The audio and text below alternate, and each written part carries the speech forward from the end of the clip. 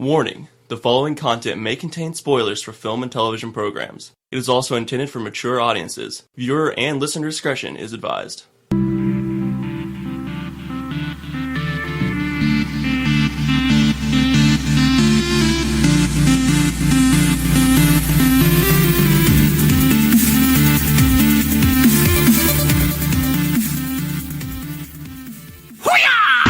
Ahoy, all of you flick freaks out there, what is going on? My name is Andrew, and we are here with episode 61 of the Flick Freak podcast. I got some new cohorts with me today. Joining me, we have Mr. MJ Roper from All Tower Media. Hello. Well, you got a spoiler cast, you got a whole bunch of stuff going on over there. Yeah, we have Spoilercast. That's the main show that I'm involved with. We also have Agents of Sir, which Agent Jones and Agent Dawson lead the way on. They speak about secret identities revealed, which is what the acronym for SIR is. But for Spoilercast, we just got done with episode 22. That was about game mechanics, things of that nature. It was a really good episode. I just listened to it last night. Yeah, I think we covered that topic pretty well. Yeah. You went on a huge rant about Call of Duty, which I'm like, wow, they're really getting into this. Yeah. Pro or con? One of the guys that I have with me on the show, his name's Seth, a good friend of mine. I've known him for years. He was one of the beta testers for it, and he listed off a lot of the things that he really enjoys about it and some of the things that he didn't really like about it. Regrettably, I'm one of these poor people that don't have a PlayStation 1 or an Xbox One or a new PlayStation. I just have a 360, so I have yet to be able to experience myself. I went on more of a rant about Spec Ops: The Line than anything. After listening to you, I'm like, I got to play this game. It sounds amazing. It is amazing. It's one of the best stories that I've played for a video game in a long time. Yeah, that's really what captured me. I'm like, wait, this is a shooter game that has a good story. I think he's telling tall tales now because they don't exist. They do exist, and it would be one of them. All right, well, I'm definitely going to have to check that one out. Joining us also, we have from the backup catcher, Mr. Evan Shipley. Ahoy, hoy. Ahoy, hoy.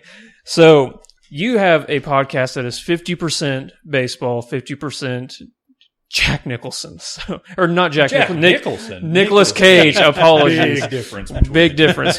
One of them is amazing. The other one's a cokehead. I'll let you decide. Don't mean Jack Nicholson that way. Yes, we actually have been on hiatus for a while. Job and life things got in the way. Big announcement. I guess this is the official format to do it. We're going to be coming back. Probably the week of the 15th of December. So look for us on iTunes, Backup Catcher podcast, and we'll go from there. But primarily, we are a baseball podcast, though other things get thrown in there, like Nicolas Cage. We had our top 10 Nicolas Cage quotes, meat hierarchy list. So it's just a bunch of garbage. But honestly, it's so I wouldn't funny. recommend listening to it. Oh, it's so funny. It sounds like our show. We go off on a lot of tangents. Oh, yeah. Lots of rabbit holes. Lots of rabbit holes to fall off into. Indeed. That's really what makes a podcast great, though. Oh, yeah. If you can find a way to get back on after going on those extreme rants like that, then yeah, that's when they're really good. Mm-hmm. I especially like the episode where, like, every 5 minutes, the what's her name from Titanic, the Celine Dion song kept getting played. Yeah, we have a female listener, which in the fantasy baseball world, women don't play that much. So there's a girl in one of my dynasty leagues, and we named an award after her, long story short, and I do lots of garbage drops and so forth, and that's primarily what we did. And yes, Celine Dion is involved. So yeah, just stuff like that goes on all the time. So give it a listen if you're interested. Yes. And in fact, one of your other podcasters on this podcast, Brian Vaughn, is my co-host as He well. is the king of the doldrums. And so definitely check out Spoilercast, check out Backup Catcher, and I say it's time to move on now to the Did You See That opinion of the week. I did not. What? I did not. You did see this movie. Did I? Which? Oh, yeah. Creed. Yes, I did see We it. saw Creed. I've only seen the trailer.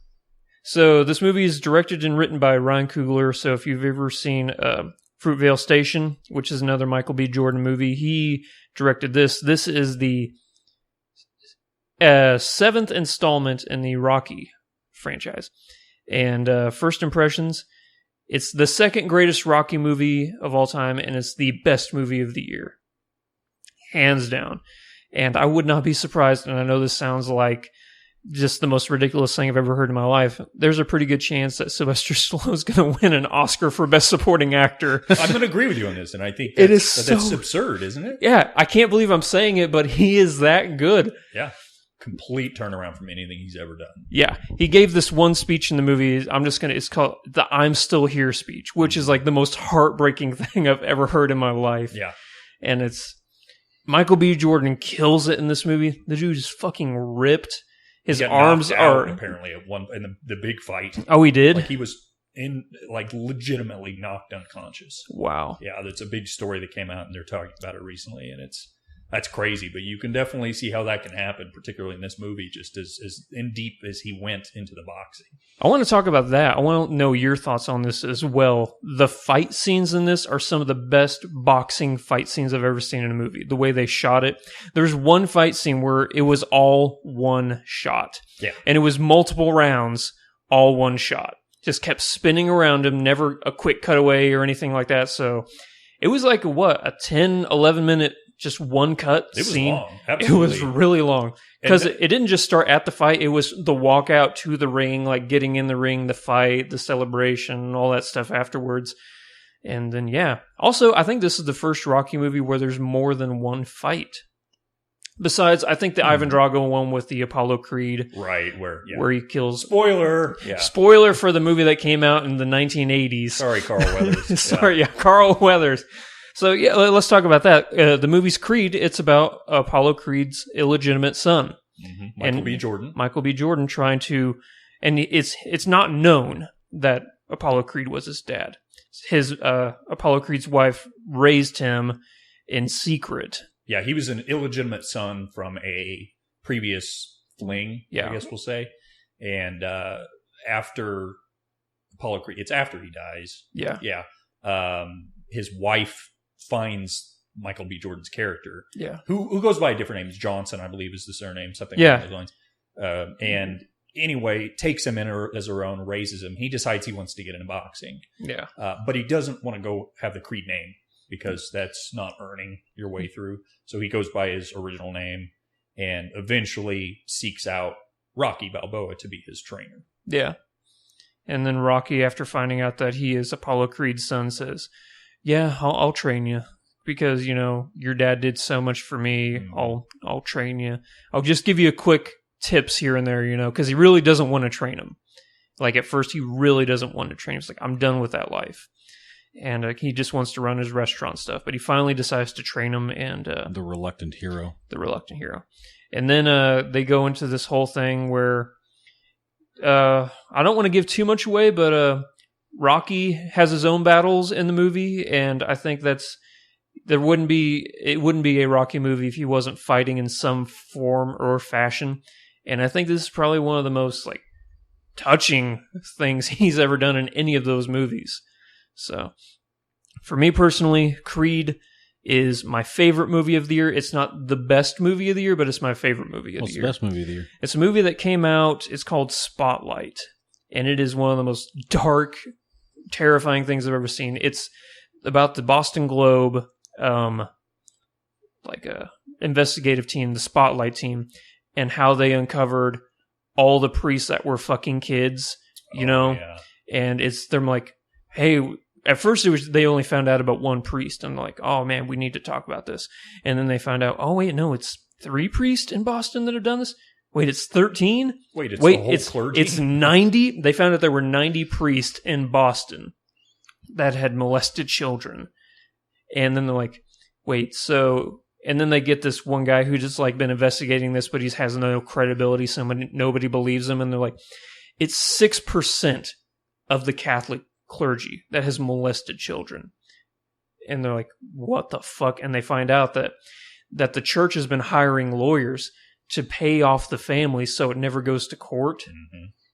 So that's why it's this whole thing that they're like, wait. The methodical reshuffling of people to different areas. Yeah. And nobody goes to jail. They just send them to a different parish and stuff like that. So that's probably the one that's going to win Best Picture and stuff like that. So it's the best film of the year. See, the reason I was asking is because I remember earlier in the year, whenever I had you on with us, we were talking about the movie The The Martian. The Martian. Yeah, well, and- after I saw Creed and this, Just totally wrecked everything for you? it did. There's actually there's one more movie or two more movies coming out this year that I can foresee possibly even The knocking Chipmunks out. movie. The Chipmunks movie. Absolutely. Yeah.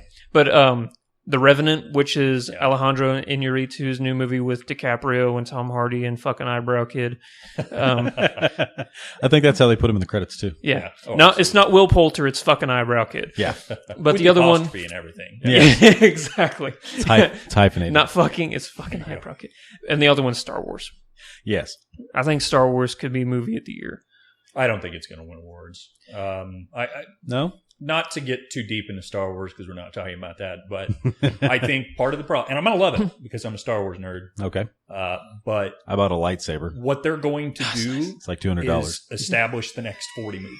That's all The Force Awakens is going to be. It's Really? going to be to establish the entire series. So it's I love just J.J. Abrams. Reset up is all? I think that's what it's going to be because, I mean, Disney owns it now, and that's what Disney wants. It's what they do with every Marvel movie. It's no longer the movie. Well, they It's have to now make back that everything. $4 billion they spent Gave on to it. George Lucas, yeah. Yeah. Who's pouting because he's not involved in the He's making of he's it. a fucking billionaire. Yeah, he's fine. Yeah, he's fine. But My vision. yeah, my vision. Your vision sucked. It really The vision did. included Jar Jar Binks. I mean, that's all we have to Exactly. talk Thank about. you. Yeah. Yeah. I did like Ewoks though. I think that And I agree with you on that. I I think like people Ewoks. are too hard on the Ewoks. oh yeah. Old Wicket. Where do you yeah, Wicket Man with his fucking red hoodie. Yeah. The original hoodie man. Roper, where do you stand on Ewoks? The question of the day. If that's the question of the day, we're doomed. I think that they're methed out Care Bears that somehow managed to overthrow highly trained, very well armed Imperial guards, and I've got some issue there. But we were on their turf, so you know. Well, you know that whole celebration. It's like Vietnam, man. Well, Nobody okay. thought the Vietnamese could do anything, but when you get on their home turf, Well, we were fighting that war with one arm tied behind our back. We won't get into that. That's very political. I don't know if you can tell based off my wording just then, but I'm an Empire guy, and you know, Sith are fucking rebel, cool. rebel Fair scum. But you know that whole celebration at the end Anarchists. of Return of the Jedi? They're Yeah. going to eat the stormtroopers. Yes, That's the whole thing. that's no true. one talks about that. No one talks But, about I it. mean, there are these helmets lined up. They're playing like they're Yeah. going to eat them. Yeah. So it's this cannibalistic, hedonistic, horrible event. Yeah, they're little monsters. Yeah, exactly. Yeah. Yeah. They're- They'll leave, they're- they will devour your They're flesh. methed out Care Bears.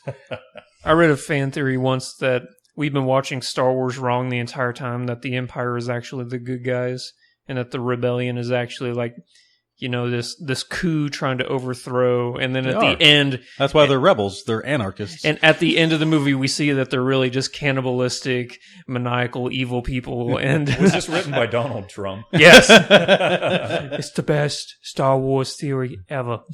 That was actually good. that was I'm actually impressed with that. I thought that was a little bit Kennedy, but I'll take it. Oh, I think you should be on SNL now as the new Trump. They'd make him shave his mustache. They would. Can't do it. Can't do it. Damn you, Robert. That's Smith. literally how I got all my subscribers on YouTube. I know it is. All right, so we're going to move on now to the top 5 news segment. Now, I know a bunch of you listening out there are like, what the tits? It's supposed to be top 10 news segment. Well, one of our news segments is literally going to take up like half of this podcast. the Chipmunks portion of it. The Chipmunks portion, yes. But yes, so we're only going to have 5 this week. But it's going to be just as long a podcast as normal, so fret not, children. Do you think that your listeners are going to rebel, or like they would cause just this horrible event because you dropped it to 5? Yes. Because that's the reaction I'm getting from you, is that you're like, oh, guys, tone it down. We're dropping to 5 this week. Like there's going to be just this horrible backlash because, my God, they dropped it to 5. For 60 podcasts, it's been top 10 news, and then I throw this ringer in the what the fuck? Give them So curveball, yeah. the curveball that's just going to send me over the railing. So yeah. First news segment up. The 3rd season of HBO's The Leftovers will be the last. Boo. David Lindelof, who is one of the main writers on Lost, said that, I feel like there's more story, but not much more, and I don't want to drag it out unnecessarily like Lost did. Lots of fans and critics understandably had a sense that we had that we could have ended after season 2, that was a strong indication we were closer to the end than the beginning. Do either of you watch The Leftovers, or have you heard of it? I've heard of it. I have not watched it. David Lindelof is amazing. I haven't heard of it or watched it. So I'll give you just a quick rundown on what the show's about. One of the best shows on HBO right now. I'll just start off by saying that. It's 3% of the world. It's 3%, right? Mm-hmm. Yeah, 3% of the world vanishes. Like, they're walking with their family, all of a sudden, poof, they're gone. People are like, oh shit, it's the apocalypse. You know, they're getting thrown to heaven. And then you find out, wait, no, prisoners, rapist, Gary Busey, like just 3% random ass people. Is it really Gary Busey? Is he? Gary Busey really does vanish. Okay. Well, but they're like, yeah, the Queen, the Pope vanishes, but Gary Busey does too. And okay. And they're like, just nobody knows why. How are they going to do the Smoking Gun Presents? I know. It's also the first time that those three people have been stated in the same sentence. Yeah. The Queen, the Pope, and Gary Busey. Which sounds like a great title for a podcast, to be honest. That's like the opening to like a terrible joke. The Queen, the Pope, and Gary Busey walk into a bar.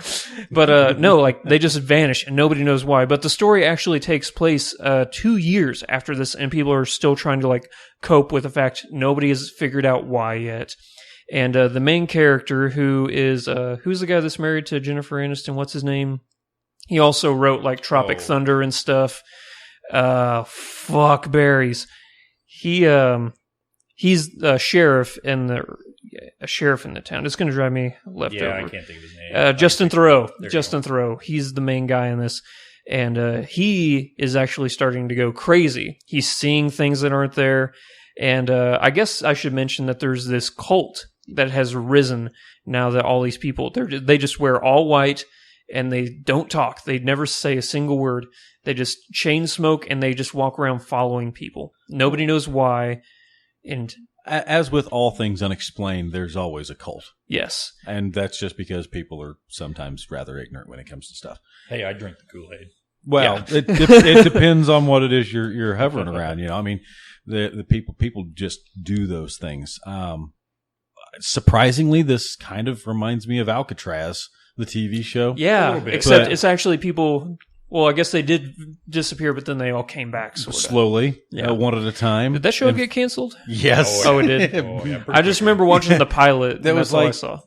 I want to say it was either 2 or 3 seasons, but then they were like, drop you. Gone. I just remember, I think Sam Neill was in there. I'm like, Dr. Grant. That's the only reason I watched it. No, I was just going to make a comment about that because that's my childhood was Jurassic Park. Exactly. Grant, so I'm going to watch that. Which was the first time we had you, the Flick Freaks on with Spoiler Cast was for our Jurassic Park episode. Yeah, that was probably the most fun I've ever had on a podcast. Like 60 episodes doing this one, guesting on other ones. I still think the Jurassic World episode on your guys was the funnest I've ever had on a podcast. It was very entertaining, especially Brian. I have to say, he was very entertaining to have. I just remember somebody accidentally, we were talking about Home Alone for some reason in the second movie, and somebody said Home Alone 2 Escape from New York, and we were talking about Snake Plissken actually being the villain in the Home Alone series. Why was I not a part of it? See? Doesn't it sound awesome? With his iPad? Yeah.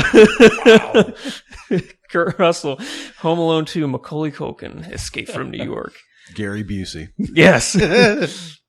But Leftovers, I'll just quickly say, probably the most well-written, mysterious show on TV right now, because 2 seasons have gone by, still nobody knows what the fuck is going on, but you can't stop watching. See, and that's, I take issue to a degree with some of that.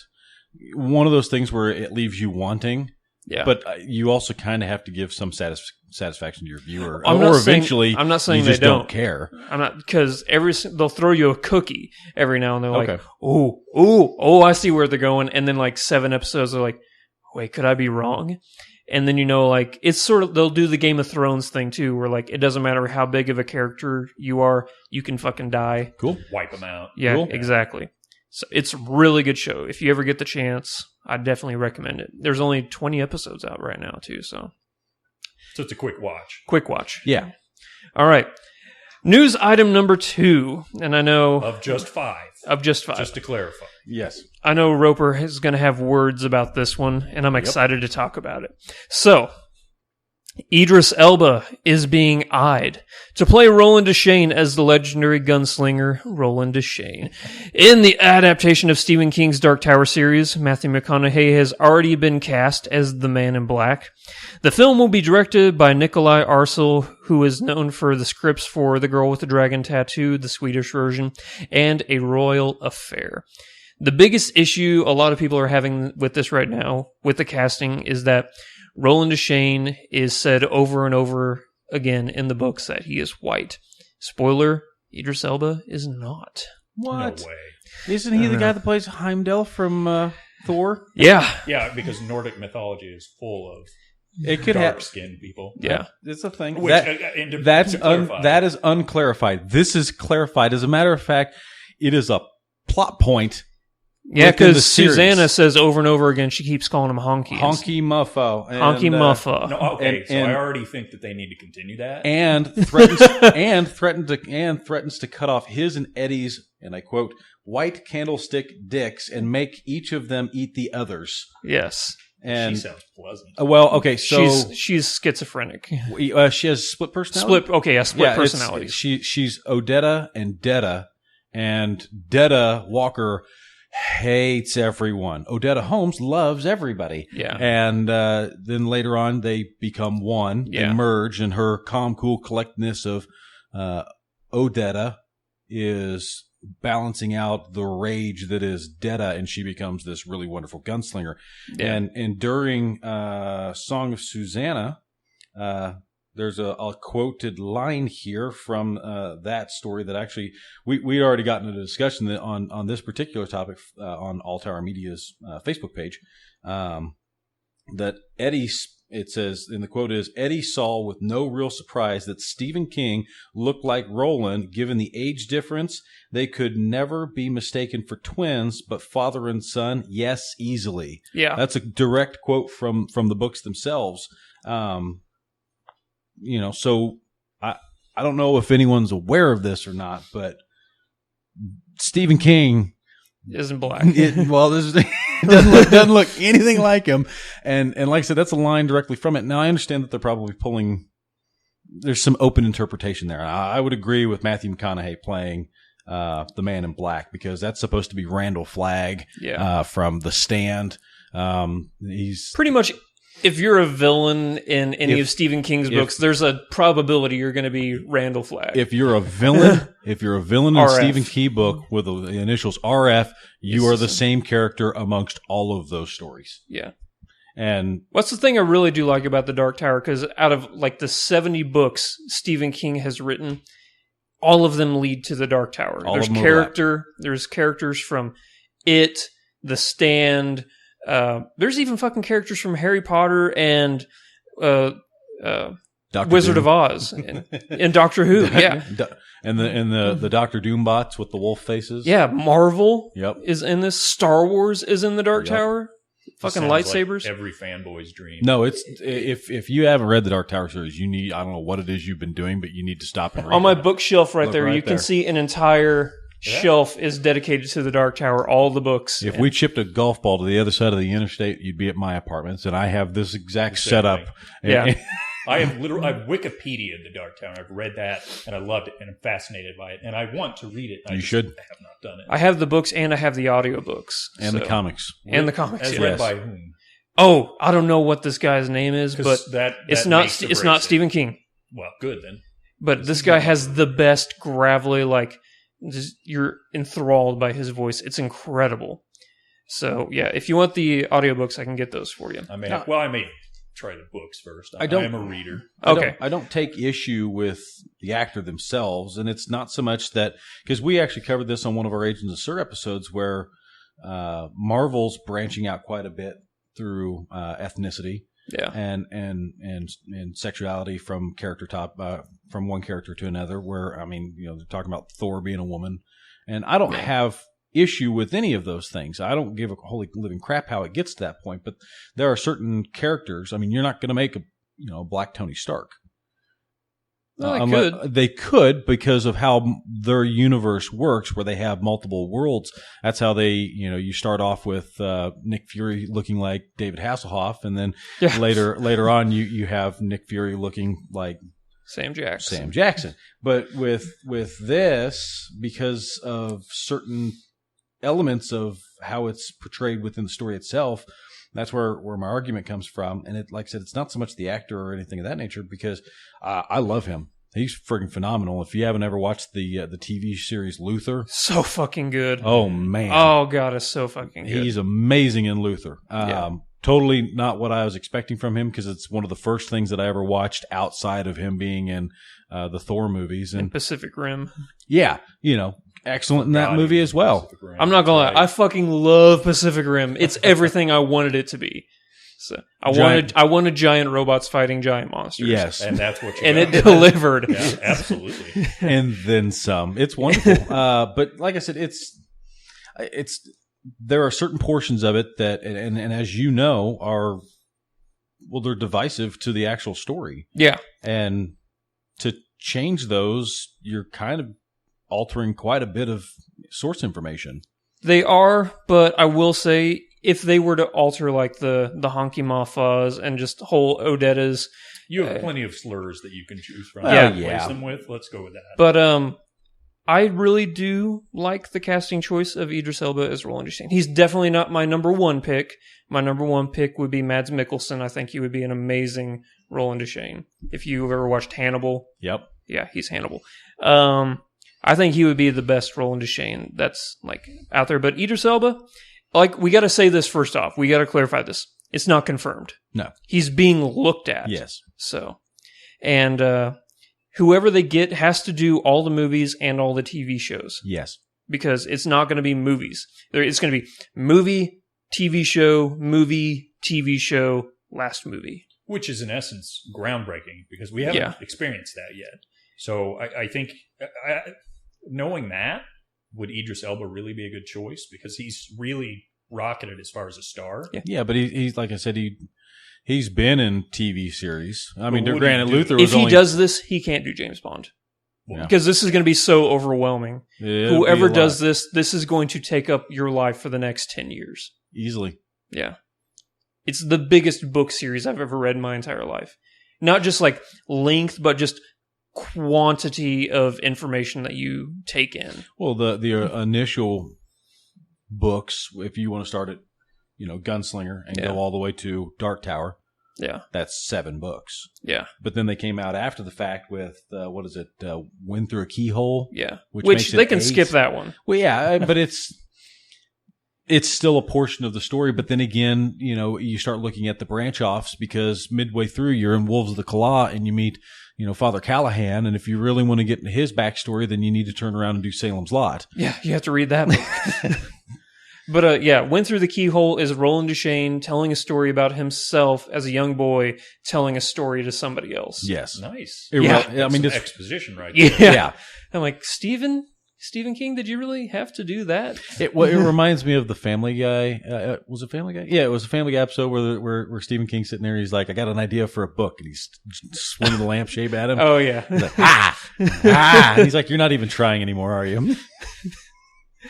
And then he ends up signing it. At the end of it, he's like, all right, fine. What do you want? How much do you want for it? Because they'll just buy any of his books. I'm reading The Cell right now. It's really good. Cell, a novel by, is wonderful. I'm really enjoying it. It is wonderful. I really enjoy that. And the very last page says that Stephen King lives in Maine and doesn't own a cell phone. That's true. He does not. Number 3 on the news segment. Scott Buck, the former showrunner for Showtime series Dexter, has been confirmed to produce and write for Netflix's next Marvel series, Iron Fist. While at this time there has been no confirmation as who is going to play Danny Rand, also known as Iron Fist, it is confirmed that Carrie-Anne Moss, who we know as Trinity from the Matrix trilogy, she was also Hogarth and Jessica Jones. She will be in this show as well. How is the name Scott Buck not a porn star? That just screams porn star name to me. Never thought of it till you said it now. It's all I can think about is Scott Buck. No, if you're going to make it a porn name, it would be Will Buck. Will Buck. I just see Scott Buck in Iron Fisting. Okay. I mean, see, it's perfect. All right. It goes right into it. Easy. Scott Buck and I'm trying to think of a porn actress. Why can't I think of a porn actress's name? Right? We're 3 white males. I know we're 3 white guys. Why can't the I? age of 28. Oh, One of I'm us knows a having. porn. I'm really having a brain fart right now. Okay, Scott Buck and Shyla Stiles Ooh, there you go. star in Nice. Iron Fist. Nice. It's gold, Jerry. It's cool. Robert, do you mind giving a rundown, just a quick rundown? You know a little bit about Iron Fist. I know a very minimal amount about Iron Fist. If you want to know more about Iron Fist, I recommend you check out Agents of Sur. I'm fairly confident Yeah. I could con Agent Jones, my buddy Josh Jones, and Josie Dawson, our other agent that's on that show, to do a dossier of them if they haven't already. Hell, that for all I know, they've actually already done it. We have so many of our things going on, and adult stuff that we don't always get a chance to listen to all of the media that we put out there. Yeah. But for all I know, like I said, they've already done it. But to my understanding, he's kind of a kung fu master-esque guy who has enchanted and or magical fists that are basically unbreakable. Yeah, I was reading earlier just because I wanted to know for myself. Apparently, he went to the Shaolin Temple in the Himalayas that only appears once a decade. And while he was there, he learned how to channel his inner chi, and he can actually harness his entire energy into his fist to where they're virtually unbreakable. And he can punch anything. Not unlike One Punch Man, which is the greatest show of all time. I fucking love One Punch Man. Also, nothing about what you guys are saying is detracting from the fact that this could be a porno. Yes. True. The synopsis is perfect as well. Yeah. Okay, let's talk about this. Netflix, they're doing all right by Marvel right now. Oh, yeah, they are. Their original series, they started with Daredevil, which was fucking brilliant, and then they went to Jessica Jones, which is one of the darkest things. I can't even imagine how that was ever a Marvel story. Hey, you liking Purple Man? Purple Man, he was so fucking good.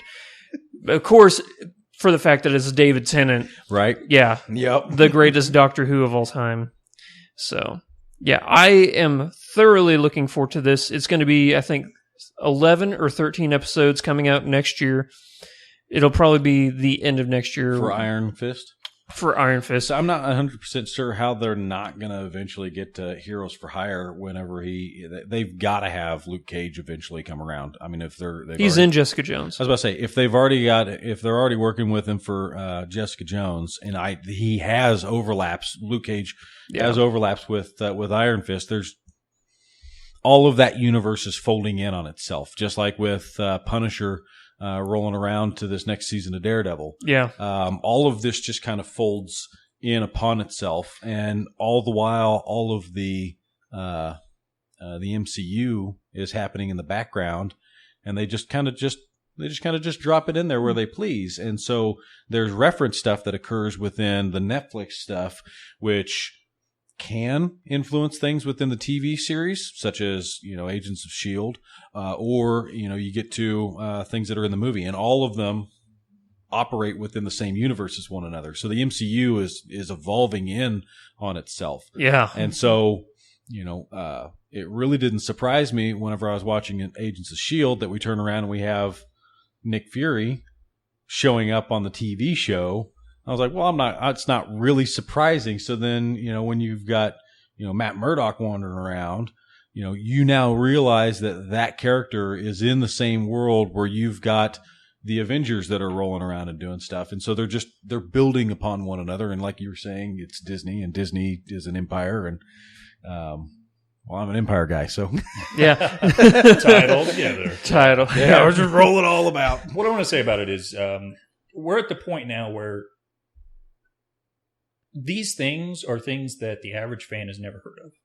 We're scraping the bottom of the barrel of Netflix, or not necessarily Netflix, but Marvel intellectual properties. At what point do we get to where your only fans are going to be fanboys? Like, I've never heard of this. I have no interest in it based on the synopsis. Do you think that I've never heard of it. Do you think that they're doing this just to give these characters their own spotlight? Like, hey, don't forget, you may not know, but these people are actually really cool and their stories are fascinating. It's just that like Iron Man, Thor, Captain America, they're the ones that always get the spotlight. But if you really look at it, some of these people actually have a more interesting background and origin story than some of these A-list Avengers characters do. Well, that's the problem, is that they've tapped those resources. I mean, how many times have we been spoon-fed Spider-Man's story?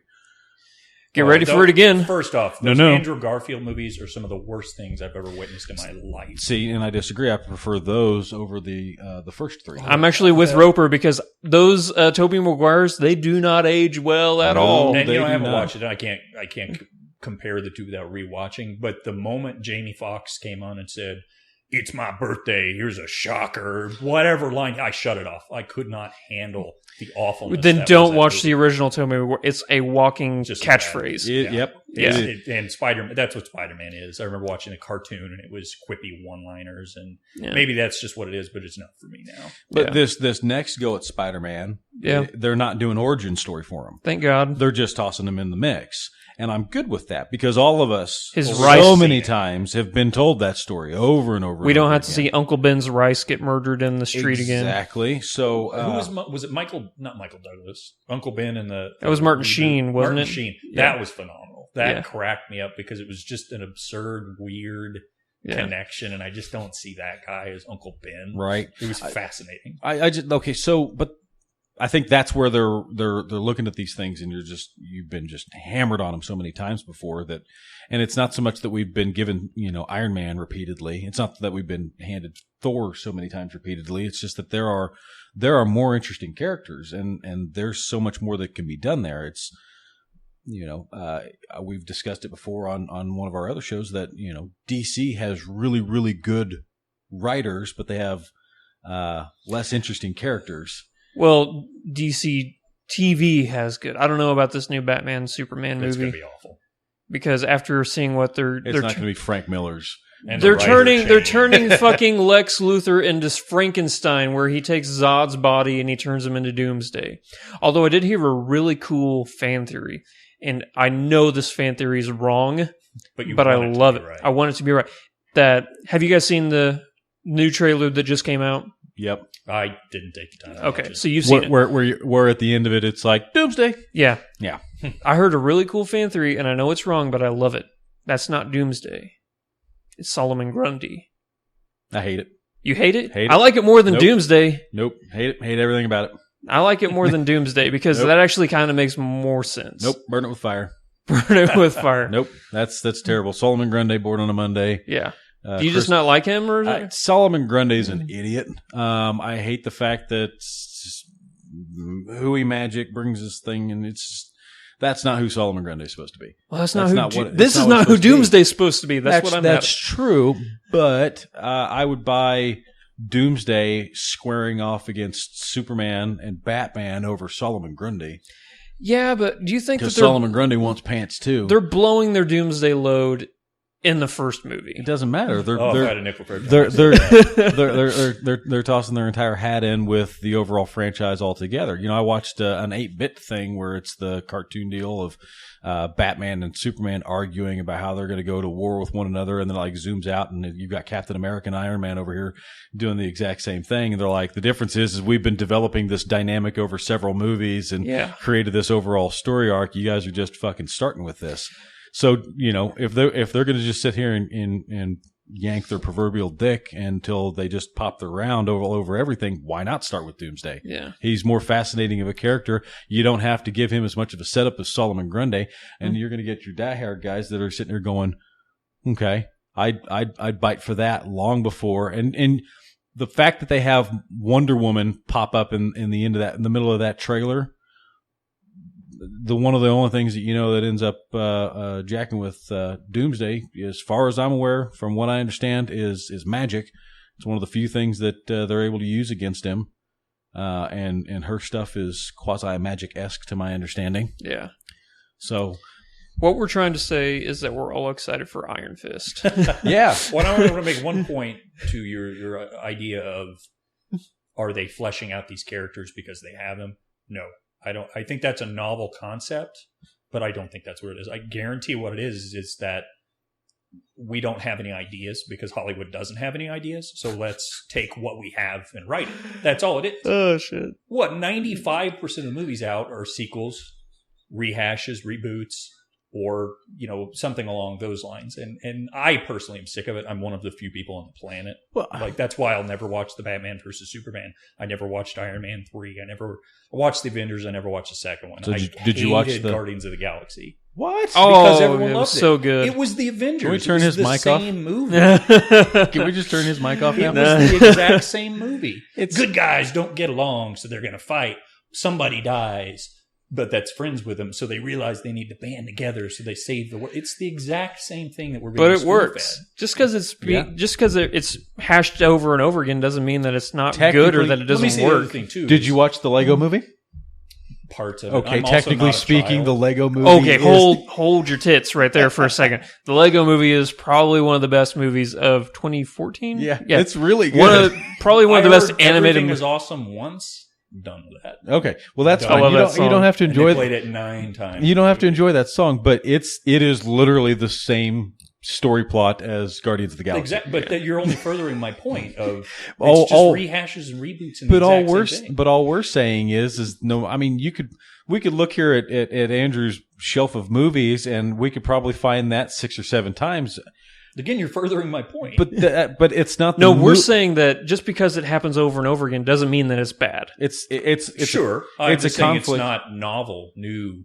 It's not Nothing interesting. Not everything has to be novel and new, though. but a that's lot of true. stuff needs to be, and we've crossed that barrier of enough being novel and new. Now it's. I mean, look at the summer blockbuster list: Jurassic World, Avengers 2. I mean, on and on and on. It's all just superhero movies.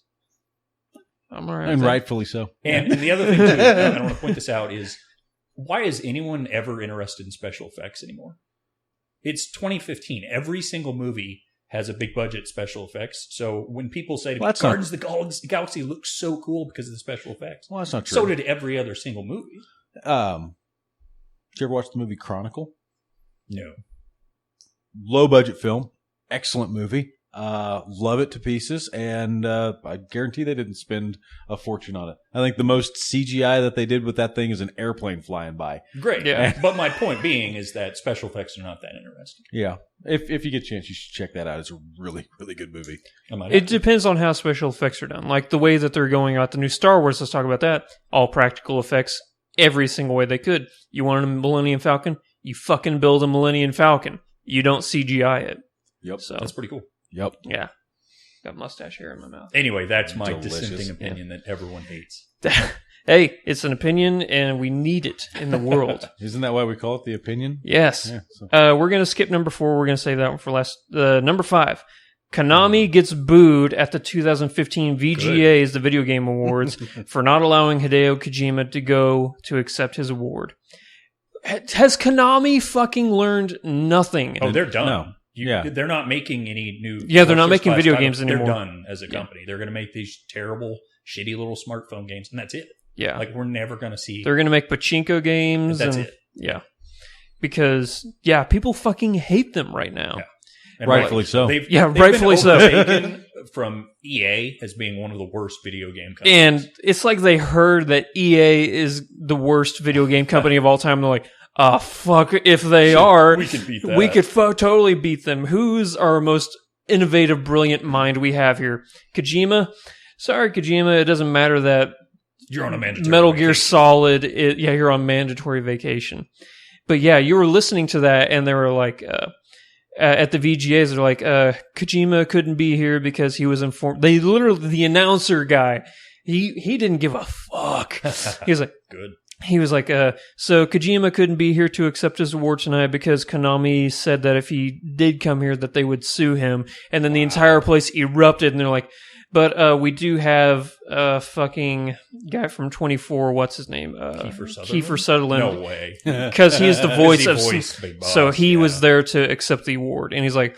And he actually got up there and he said, if I'm not signing autographs for 24, I'm signing autographs for Metal Gear. Because that's what he's known for. He's the voice of Snake. And I'm like... Even Sutherland was like, yeah, it's fucking bullshit. You know, as far as the Metal Gear Solid games go, gameplay, this is one of the best. Storyline, it's mediocre at best. I haven't played the new one. Haven't played the new one yet. Yeah, Phantom Pain. Yeah, number 5. So Five. yeah. Well, it's the colon Phantom Pain. Yeah. We were discussing that one on the very tail end. Our soundboard guy, Dire Monkey from Spellbook Studios. He's the one of all of us. There's 6 of us in the room. He's the only one who was like, "Yeah, I've been playing Metal Gear." And I'm like, "The new one?" He's like, Great "Yeah, game. Phantom Pain." Yeah. And I've watched him play for a little while, and it looks okay. Mm-hmm. It wasn't anything where I was like, I need to run out and get that like right now. It gets a bit repetitive after you cross the threshold, but I think once people meet that threshold, that's the point in any game that they're already done with it. So I think it does an excellent job of staying fresh up to that point. Admittedly, I haven't touched it in probably a couple weeks, and it's one of my favorite games of the year. I've already done everything I need to do in it. But I can't complain. I played and got every single achievement for the first Assassin's Creed game, and that is like the world's most redundant game, but I love it. Right. So, and sometimes that's a great formula. It's what you need, you know. But actually, I just realized we were going to have 6 news items because I want to hear Evan. I want to hear Evan rage rant about the fact that Final Fantasy VII Remake is going to be episodic. Oh, I will spend plenty of time ranting about that. Go for it. You are off the chain. All right. So I have a lot of problems with the Final Fantasy VII Remake. First, and I think to a point, you made the statement of the voice acting was bad. Oh, he was not concerned. We're gonna save the planet. If you look same at as you, they're Japanese. They haven't translated, and it was literally we need to do some English voice actors. Let's get a couple people. Not concerned about that in the least bit. It's going to be episodic, so they're going to release it in bunches, basically. The problem is they're going to make each one a standalone game. Yeah. So your progress in episode 1, null and void. So you're in essence making the game less of what it is because it's multiple little games. Don't call it a fucking RPG then, because that's the point.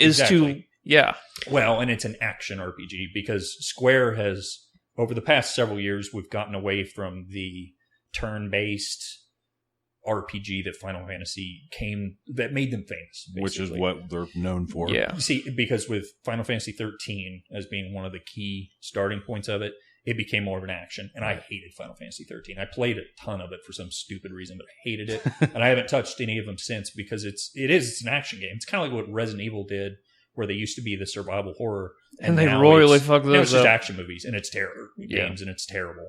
So Final Fantasy VII is going to do the same thing. They've ruined it. The gameplay's going to suck. The storyline's going to be okay because it's still taking from the great storyline of Final Fantasy VII, but they're also going to, let me say this, they've announced that the reason they're doing the episodic is so that they can give you more content. No, bullshit. It's dollars Absolute and cents. Bullshit. It's dollars and cents. And it's so that they can get them out quicker. Yeah. And I have no interest in it. Dollar I and have cents. minimal interest in it. We'll say that.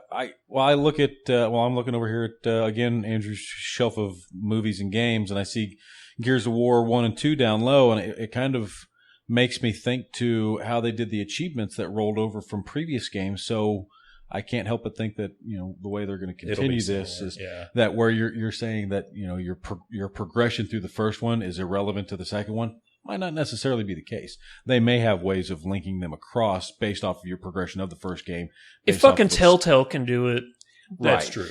Yeah. Now, the other thing that's bad about that is in this day and age of, I guess, general laziness amongst gamers is that because we're lazy for the most part.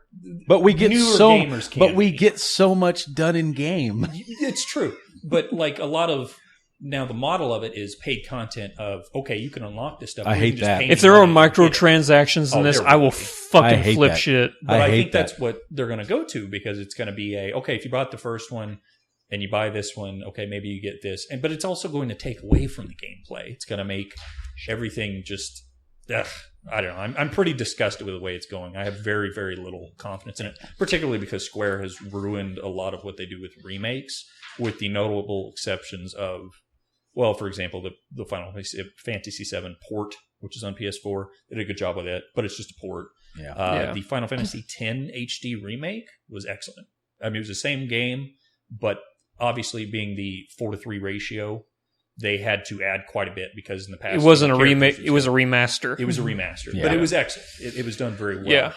Yeah. With those notable exceptions, not confident in what they're going to do with this. DLC, it's going to look pretty. DLCs is well, it's like buying a video game, but it's only buying 80% of the video game. Right, yeah. And then you got the other 20% that if you want it, you can have it, but it's going to cost you a little bit extra, where it didn't ever used to be that way. And maybe I am getting to be one of those people where I'm like, I like shit traditional, but it's kind of like the other day when Jareth pointed out to me that, the movie tickets that I got for the advanced showing of Star Wars was at 7:30 on Thursday, and I'm sitting here going, well, how's it at 7:30? I thought it was going to be the midnight premiere, because that's when you do the damn premiere, is the 17th rolling into the 18th, because the damn movie releases on the 18th.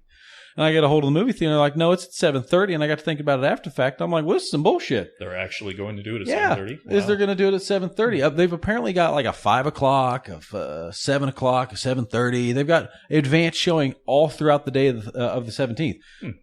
Star Wars isn't releasing on the 18th. It's releasing on the 17th. Yeah, it's a bunch of crap is what that is. At that point in time, you're releasing on the 17th. Don't give me this nonsense of this is an advanced showing. The idea behind the premiere was that you went and you were the first to see it of the 18th. That was a big deal. You had to do it that way. It's exactly right. And but it all, they're sitting here looking at it going, well, how can we squeeze a few more dollars and cents out of people? And we can get more people into the advanced showing if we do it this way. And it's garbage. The same thing that Walmart does with Black Friday. Black Friday's not on Friday; it's on Thursday. And if it practically on Mondays, okay. If you continue it at this rate, a friend of mine did the math, because last year it was they did 3 of them. It was on a Friday, and now they do 1 of them, and it's on a Thursday. We did the math on it. If they continue at this rate, I'm wanting to say it was 2025. Was it 2025 or 2035? It was one of the two. It'll be in January. It'll be in July on the 4th. 4th of July. The 4th of July Black Friday sale. Wow. That's incredible. One more note on state of video games. What I think is fascinating to me is that people love to bag on Nintendo now, and I completely disagree with that. I think they're one of the best companies. When they release a Mario game, it's phenomenal. They've spent years crafting it. It's not an Assassin's Creed where it's an every year slapped together piece of garbage that Assassin's Creed has become. It's Prince of Persia, sir. Everyone loves to bag on Nintendo, but they're one of the last few companies that, and it's now changing, doesn't do the microtransactions. And now they're going to slowly be getting into that because of all the hate, I guess, that would be going towards them. And I think that's preposterous. Well, why would you ever want to go to a business model that works?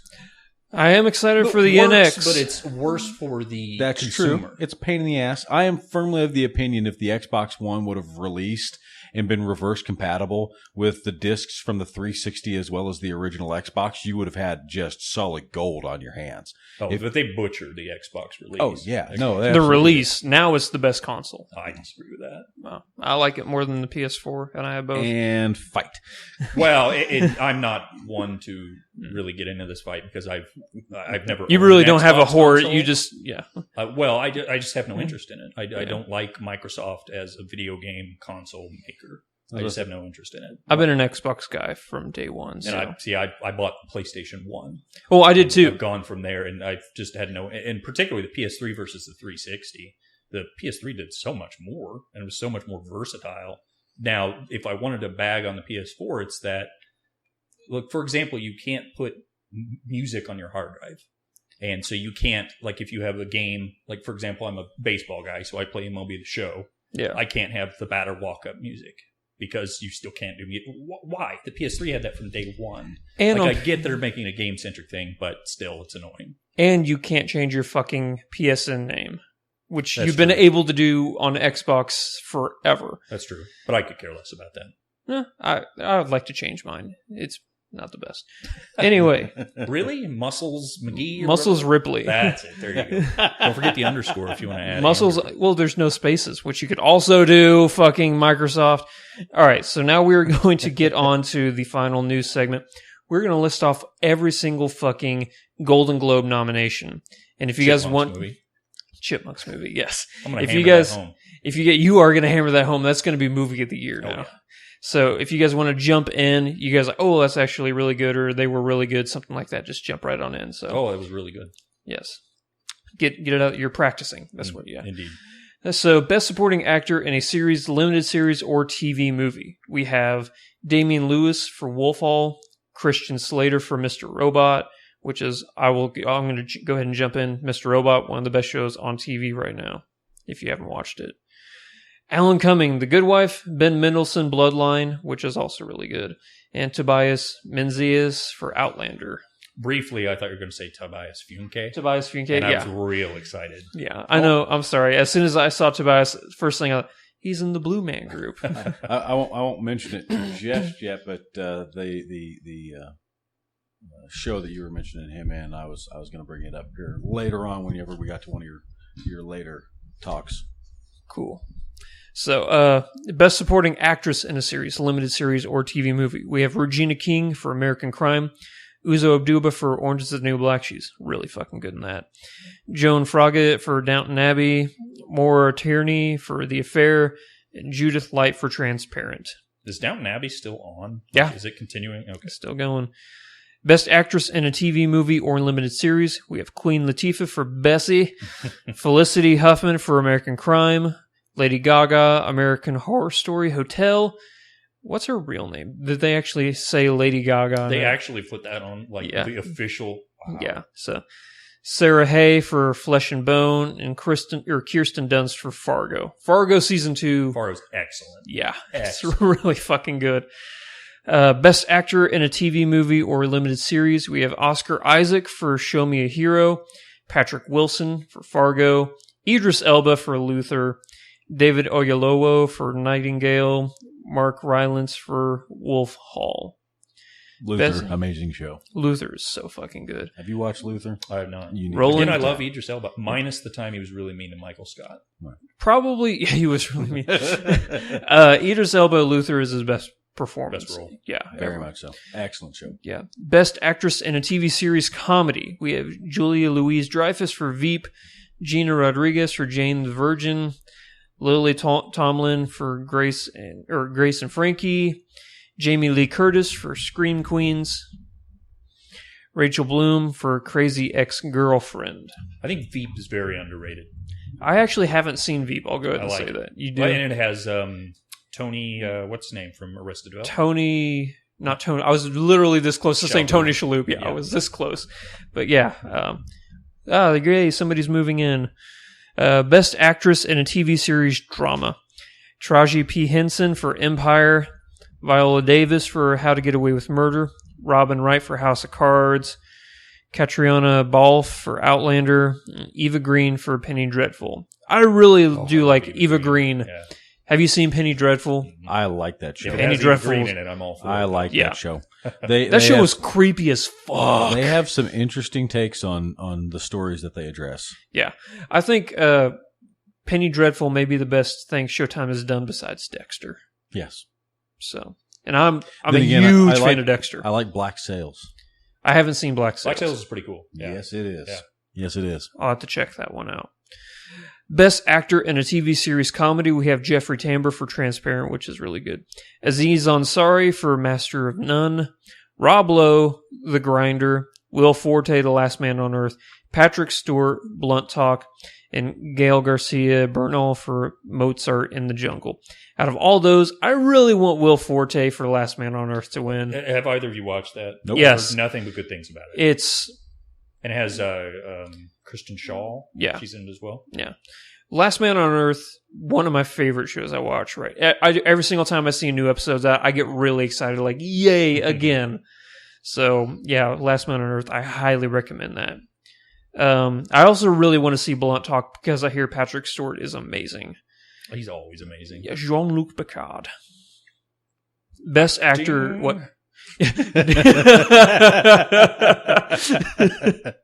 That's almost as good as his Donald Trump. Yeah. Almost. Best Actor in a TV Series Drama. We have Liev Schreiber for Ray Donovan, which I'm surprised that show's still even on. Wagner Moura for Narcos. Have you guys watched Narcos yet? No, I have not. Get on it. Get on it.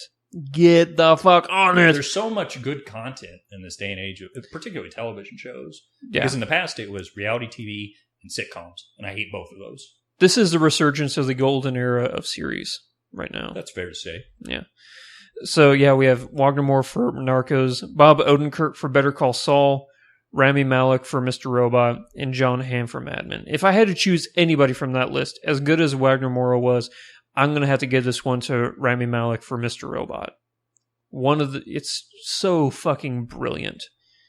I don't know what it is, but it sounds amazing just being called Mr. Robot. It's a show about a hacker who sees that the top 1% of the top 1% of corporations around the world are just destroying everything. So he's life. yeah. So he's like, I am going to take down all of these corporations with my laptop.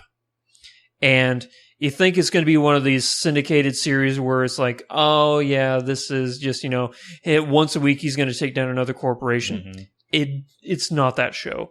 It becomes one of the most well-written, plot twisty Shyamalan, not like good Shyamalan plot twist shows not new all Shyamalan. Yeah.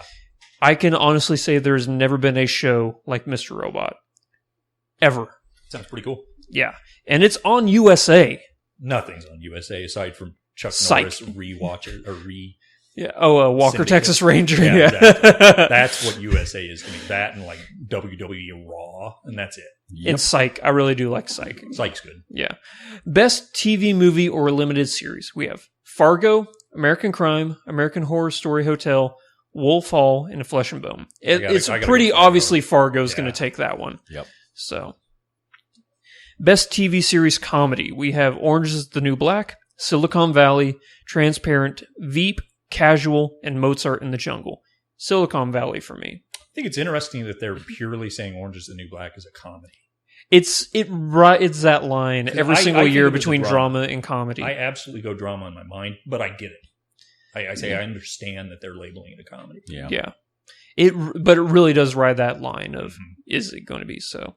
Best TV series drama. We have Empire, Mr. Robot, Game of Thrones, Outlander, and Narcos. If I had to choose... That's hard. I'd go Mr. Robot. Well, of course you would. You've picked it the last 3 times. So will that happen? Mr. Robot or Narcos? Will that happen, or will it be a fan vote? I know it's not fan voted, but will it be a Game of Thrones because of its popularity? It won Emmy this year for Best Series, and it's the first time it ever did. And I love Game of Thrones. I honestly think this last season of Game of Thrones is one of the weaker ones. I'm going to agree with you on that. But also, have you read the books? Yeah. See, and I think that's part of it. I think if you come at from the mindset of having not read the books, which they're 2 different entities. America. I'm not going to get into that now. What? It's America. America. Yeah. And then it was far better as a television show. You mean read? Yeah. That's a horrible statement because I think books are better. You get what I'm trying to say. I understand what you're trying to say. Why do you think I just said America? Because that's kind of the stance that a lot of people take. Is why the fuck would I read it? I can just sit down and watch it. They do such a great job. And look, there's boobs. Yeah, exactly. You don't got no boobs in books. You do, but they're like, oh man, look at that text. Exactly. It's not as those text boobs. Pow. It's not as visually satisfying for some damn reason. But probably if I had to choose between who was going to win, it's a toss-up between Game of Thrones and Narcos. For the one that will win, but I want Mr. Robot to win. Now, have you watched Outlander at all? I've never even heard of Outlander. It's based on a book series? Yeah. It's on Stars. Looks interesting, I'll say that. To my understanding, it's a World War II nurse that gets shot into the past, to my understanding. If I'm recalling so she was correctly. so she was like in our present day, and then she gets sent to World War II, or she was in World War II, and then she gets sent to like Civil War. But it's further back than Civil War, to my understanding. I'm going to Google that just to make sure. Huh? Blame it on the Nazis. Damn Nazis! Hiding on the moon. What was that movie called? The Iron Sky. Iron Sky. Phenomenal. Oh man, so bad. It's great. I'll make sure I'm not talking out of my ass here. While you're looking, it's probably nothing to do with that. It follows the story of Claire Randall, a married combat nurse from 1945, so that'd be World War II time frame, who mysteriously swept back in time to 1743. So medieval. Well, yes, like I said, much further back than you're giving credit. You sure this isn't a sitcom? Where she immediately thrown into an unknown world where her life is threatened when she's forced to marry blah blah blah blah blah blah blah. Yeah. So it is apparently as good as best series nomination. Yeah. It is what I thought it was. Like I said, so she's a nurse in World War II time frame, gets swept back into the 1700s. Son of a bitch! I'm gonna have to check it out. I've been told it's really good, so I have heard of it. I have not taken the time to watch it though. We are done with TV. We are now moving on to movies. Best foreign language film, which I have seen or heard of none of these. I'll just go ahead and say that. So what? Chipmunks movie. Yeah, we're driving this point home. Yeah, exactly. Yeah. What pun is it based on this time? Because there was like the squeakquel, yeah, chipwrecked. Like what? They have to be out of rodent-based puns for these movies. No, they're chipmunks. You always have like chipmunks. You chipmunks. always have nut jokes. Damn it, Dave. Best foreign language films: Son of Saul, Mustang, The Fencer, Brand New Testament, and The Club. Have you heard of any of those? Nope. No. Normally, I'm on top of like foreign language films because I really do enjoy them, but I have fallen. America. Okay. Yeah. We speak English here. Yeah. Anglish. Anglish. Best original song: One Kind of Love by Love and Mercy, or it was in the movie Love and Mercy. Simple Song number 3 in the movie Youth. See You Again, Furious 7. Love Me Like You Do, 50 Shades of Grey. And Writings on the Wall, Spectre. Spectre, not that great. Which one of those songs came from the Chipmunks movie? That would be Lady Gaga, Nene. Bad Romance. Yeah, there you go. Which pop song from 3 years ago have they rehashed for the Chipmunks movie is a better question. Bye Bye Bye by NSYNC. There you go. Yes. I don't think it means Still haven't seen Spectre, but I'm going to go off your opinion because it seems to be the generalized opinion of pretty mediocre. Yeah. It was probably okay. If I had to choose one, that probably would win. The "See You Again" song that's in Furious 7. That's probably going to be the one that wins. Which I'm sure was about Paul Walker. Yeah. Which, whatever. Dude, have you seen Furious 7? I haven't watched any. I have no interest in that. I'm not okay. I watched the first one. Let them all go after that. Okay, so probably the smartest way to do it. Yeah, so it really was. I'm not gonna. It was a really good movie. I'm not gonna lie. The end of that movie, I cried. And I was like, son of a bitch, I'm going to walk out of this theater and all these fucking assholes in their tapped out t-shirts with their backwards baseball caps are going to be fucking laughing at me. Nope, those guys were crying too. So I'm like, okay, thank God. I'm not going to be the only one. You and the bros. Me and the bros were crying. Dude, I'm not going to lie. It was a tearjerker. I feel like Sarah McLachlan should have been involved at some point. Yeah. With like a puppy. Yeah. In the arms of an angel. Best original I never want to shoot my TV more. Why? I hate you. I hate you for being on air right now. Yeah. Those fucking puppy commercials, man. They wrecked me. Oh, like the ASPCA and all that. Yeah. Horrible. Yeah. Yeah. They makes you wrecked me. just feel terrible. Yeah. If I had money, every single time that commercial was on, throw money I would throw money and my apartment would just be a pet store. I feel more of a dick sitting at the house watching that commercial than I do when they're like, would you like to donate $1 to St. Jude's? And I'm always like, Like, I see St. Jude's and I see Children's Miracle Network, but puppies. I feel like a total asshole for even Now, saying any if of they this. did St. Jude's commercials like they did the Sarah McLachlan commercial, Yep. they'd get more money. True. And I also, That's a shitty thing, but it's real. I feel like an asshole even just saying this right now. when you first started saying it, I thought you said paying for the Jews. No. And I was like, wow, man, Wow. Semite on the couch Summer here. of Jesus. All right, moving on. Best Which original. is a strange race doesn't have anymore. Right? Yeah. I'm sure Donald Trump is. Best original score for a motion picture. Carol, The Danish Girl, The Revenant, The Hateful Eight, or Steve Jobs. Obviously, most of those movies aren't out. I was going to say Hateful Eight's not out yet. I'm really excited for that one. Yeah. And so is The Revenant, also not out. Yeah, true. But I did see Steve Jobs. Music in it was great. Really good music. And I'm actually surprised. Good? Movie was really good. It's not like this whole like series of Steve Jobs like throughout his entire life. The movie's about 3 press conferences when he released 3 different types of computers. Let me ask this too. Are you an Apple guy? Not really. Okay, then I'll take I'll say this. better. I'll say this. Steve Jobs in this movie is a fucking asshole. Well, The so it's worst. like real life, it's then. real life. Yeah. They paint him to be the worst human being in history. It's not a puff piece movie. Good. They're like, this guy is an asshole. Look at what he did. Apple people. He's another deity. Yeah. And I was afraid it was going to be another. I have an iPad and an iPhone, but they work, so that's why I bought them. I'm not like because they're the greatest things. I like them. I like them. But no, this movie they paint Steve Jobs as the terrible human being that he was. Yeah. Half of the movie is him screaming at a little girl right in her face saying, "You are not my daughter," when she really is his daughter. Like the entire movie, like the mom is like, "Please leave her alone." He's like, "You're not my daughter. You're not my," and she's like crying and stuff. But yeah, I'll bet he doesn't even donate to the ASPCA. No, I doubt it. Because money. But no, the music was really good. Best animated feature film: Anomalisa, Inside Out, The Good Dinosaur. I'm not even going to say anything. Chipmunk. No, Shaun the Sheep movie and the Peanuts movie. Apparently, the Peanuts movie is really good. Yeah. But obviously, Inside Out's going to win. The Good Dinosaur was a piece of shit. I did not see Anomalisa or Shaun the Sheep. Dinosaur. See what I did there? Nope. I need a soundboard where I can get like CSI Miami, like the Who. Yeah. That or The Price is Right. The boom, boom, boom, boom. That'd be perfect. Yeah. That'd be good. That'd be perfect. Best screenplay for a motion picture: Spotlight, Steve Jobs, The Hateful Eight, Room. I thought it was The Room, The Old. Oh boy! I was like, I'm on really? Board. Yeah. Or The Big Short. So you're saying Spotlight? Spotlight probably, although Steve Jobs, which was written by what's his name? He did The Newsroom, and I'm gonna get there. I'm gonna get there. He did Newsroom. He did Social Network. Yeah, I know what you're talking about. Yeah, I couldn't tell you.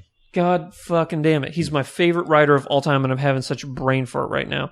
Please, I want to remember it before I actually type this in. So.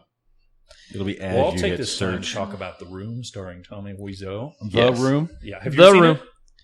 It's been a Aaron minute. Sorkin, God fucking damn it. Aaron Sorkin, there you go. Yeah. Well, you just saved your listeners from having to listen to my talk about Okay. No. Okay, if you haven't seen The Room, watch it. Stop listening to this podcast. Like right now. Go watch The Room right now. and then continue listening to this After podcast. the fact. Because you're tearing me apart. Yes. Quite frankly. You're tearing me apart, Lisa. The worst / greatest acting / directing / writing / movie ever. From Period. that greasy corpse that is Tommy Wiseau. Did they Period. ever MST3K that movie? Riff Tracks has. Riff Tracks. And it's okay. phenomenal. I haven't seen it. One of my favorite Riff Tracks. They're Okay. actually going to be showing it, doing the live Riff Tracks in theaters in January, doing The Room. For The Room? Nice. Oh, good. Ryan Spencer and I are going to go. You need to come. Oh, I'm there. I am so there. Absolutely. Because, yeah, they're also, that should be another, we've already talked about it on news, that they're bringing MST3K back. They are. And do you remember when I said that I thought that Jonah Ray would be a really good host? And now he's the host. Yeah. All of the casting decisions. It's because they writing listen to decisions this they've show. made Exactly. have really alleviated my fears for that show. Yeah. I think there's going to be a whole bunch of guests, like Jerry Seinfeld is going to be a guest host. But this is also my fear, because part of the allure of MST3K was this The low silhouette-ish. budget, just hilarious couple of guys making fun of it, like this small group. And now it's this big event. Are too many people going to have their fingers in it that it's going to suffer? I don't think so. Well, But too many that's my fingers. one Too many scare. fingers in anything is going to make you suffer just a little bit. So. Right back to Iron Fisted. Huh? Yep. For screenplay, though, it's a toss-up for me personally between Steve Jobs and Spotlight. Of course, we haven't seen The Hateful Eight, Room, or The Big Short. Hateful Eight, Tarantino, he always gets a writing because his movies are written very well. But as of right now, Steve Jobs or Spotlight. Mainly Steve Jobs because it's Aaron fucking Sorkin. I'll say that. Best Supporting Actor in a Motion Picture. We have Sylvester Stallone for Creed. Which is not... It's not a surprising, but joke. It's not a joke. Yeah, It's not a legit, joke. which is scary. Yeah. We have Idris Elba for Beasts of No Nation, which have you guys watched that? No. Netflix first original film. It's about a kid in Africa whose village is torn apart by the government, and he gets kidnapped by a rebel force led by Idris Elba, and he basically brainwashes this kid. He kidnaps somebody. He's like, I've saved your life. I've saved your life. I've saved your life. Now go be a child soldier for me. And it's one of the most... Sounds like a Metal Gear Solid game. Yeah. Mm-hmm. It's like If it's not, it should Schindler's be. List meets Blood Diamond. Oh, nice. It's terribly depressing. Nothing good happens to anybody in this movie. But Idris Elba does an amazing job in that movie. You also have, for nominations, Mark Rylance for Bridge of Spies, Michael Shannon for 99 Holmes, not Sherlock Holmes. It's a lot of Sherlock Holmes. Yeah, yep. 99 Holmes, and Paul Dano for Love and Mercy, which I haven't seen Love and Mercy, but I hear it's pretty good. Bridge of Spies, that's the movie directed by Steven Spielberg, starring Tom Hanks, written by the Coen brothers. So it apparently, it has everything going for it. If I had to choose one, I'm still picking Stallone. I really think Stallone. And again, not a joke. It's not a joke. He did a not really only good do I performance. want him to win, I think he will win. I think there's a chance. Yeah. There's a greater than zero chance. Holy fucking certainly. shit. This one is actually really interesting. So we have Best Supporting Actress in a Motion Picture. We have Kate Winslet for Steve Jobs, Jennifer Jason Leigh for The Hateful Eight, Jane Fonda for Youth, Alicia Vikander for Ex Machina. Interesting. Yeah, and Helen Mirren for Trumbo. If I had to choose one, Alicia Vikander for Ex Machina. Excellent movie. Absolutely. And Yeah. she was excellent in that as well. Yeah. I don't think there's any nominations for like Oscar Isaac or Domhnall Gleeson, the only other two people in that movie. But I really do think that she could win. Which one is Trumbo? That's the who's in that? That's the Bryan Cranston movie. Okay, right, yeah. Where true story of Trumbo. He was a screenwriter back in the 70s or 60s for Hollywood, but he was blacklisted because he was a communist. And they said, nope, we're not doing your movies anymore. But then he wrote the screenplay for Spartacus, I think it was. And he wrote it under a surname, so nobody knew it was him. And it won best screenplay that year, and they're like, whoever this guy is, we'd love to finally meet you. And they find out, oh, it's Trumbo. It's him. Fuck. So Not about Mark Trumbo, first or outfielder for the. He just got traded, but anyway, you just got a baseball reference See in. what I did there? Nice. Yeah. Best director for a motion picture. We have Ridley Scott for The Martian, Alejandro Gonzalez Iñárritu for The Revenant, Tom McCarthy for Spotlight, Todd Haynes for Carol, and George Miller for Mad Max Fury Road. I don't know about that one. Mad Max was good. It was okay. No. It was. I think it was fantastic. It was entertaining. I'll say that. That we discussed it on one of our episodes, post-apocalyptic worlds and things of that nature. And Mike on the episode made a really interesting point, and that was the guys that were walking on the stilts. Yeah. They didn't explain it. They didn't do anything with it. But it made sense because it's world development. It didn't have to. They didn't have to do anything more with it. And the fact that they put it there, as Mike was saying in our episode, suggests that that's how their society has developed after the fact. And they came up with a bartering system. Mm-hmm. They had trades. The whole world They built was the world. developed so well that it didn't have to be explained. Right. You didn't have to be spoon-fed that information. You didn't have to just have that given to you on a silver platter. You just knew. And it was natural and it was real, and that is part of what made that movie so good for me. And one of the best scenes you don't even see. You got the tank coming towards you. They're trying to get the rig going again, and Max just goes off, and then he comes back, and he's everybody's all bloody. all dead. Yeah. And they don't have to show it to you. You just know that he's that good. And I don't see that as a bad thing. As a matter of fact, I think that love actually, that. That's one of my favorite loved parts the, of it. it's, and they're like, "Are you hurt?" And they're like, "It's not his blood." It's amazing. Yeah. Now, do you guys know about the whole black and white thing with Mad Max? If you buy the Blu-ray version, they have the film silent black and white because that's what the director wanted to release it as, and they wouldn't want to do it. If that made it to theaters as the theatrical release, I'd be on board with it. Yeah. Because if you watch it in that aspect, it's brilliant. It's even better than the actual movie. And I think that's really cool, and it's something we don't ever see. I do like the fact that they stuck to how Max's character was in the prior movies, where he only had like 13 lines total. Yeah. He didn't. I mean, he said next to nothing. And you can still barely understand what Tom Hardy says in this one. just the graveliest grunting, voice. yeah. He would put Sam Elliott to shame, just like, damn. And there just aren't enough Thunderdomes in it for me, though. Oh, yeah, not enough. Oh, man, I was going to make a Thunderdome reference. What's her name? Not Tina Fey. Or not Tina. What's her name? She was in Thunderdome.